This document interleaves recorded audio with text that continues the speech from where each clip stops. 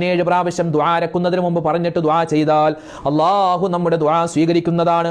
നമ്മുടെ ആവശ്യങ്ങൾ അള്ളാഹു നിറവേറ്റി തരുന്നതാണ്. കച്ചവടം, നമ്മുടെ ബിസിനസ്, നമ്മുടെ ജോലി, നമ്മുടെ മക്കളുടെ പഠനം, നമ്മുടെ മക്കളുടെ ഇന്റർവ്യൂ, ഇതിനൊക്കെ ഇറങ്ങുന്നതിന് മുമ്പ് നമ്മുടെ ഈ കൈ, വലത്തെ കൈയിൻ്റെ പള്ളഭാഗം, ഉൾഭാഗം നമ്മുടെ നെഞ്ചത്ത് വെച്ചിട്ട് 5 പ്രാവശ്യം ഇനി പറയാൻ പോകുന്ന ഇസ്മു പറഞ്ഞിട്ട് നമ്മൾ ഈ കാര്യത്തിലേക്ക് ഇറങ്ങി, കച്ചവടത്തിനാവട്ടെ, ബിസിനസ്സിനാവട്ടെ, മറ്റു ജോലിക്കാവട്ടെ, ഇന്റർവ്യൂവിനാവട്ടെ, പഠനത്തിനാവട്ടെ ഇറങ്ങിക്കഴിഞ്ഞാൽ ഈ വിരൽ വെച്ചിട്ട് അല്ലെ 5 വിരലാണ് 5 പ്രാവശ്യം പറയുക.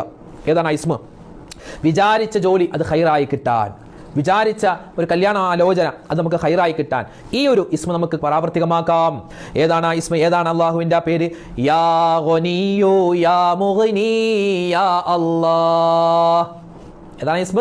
യാ ഗനിയ്യു യാ മുഗ്നി യാ അല്ലാഹ്, യാ ഗനിയ്യു യാ മുഗ്നി യാ അല്ലാഹ്. സമ്പത്തുടയവനായ റബ്ബേ, സമ്പന്നനായ വട്ടം 17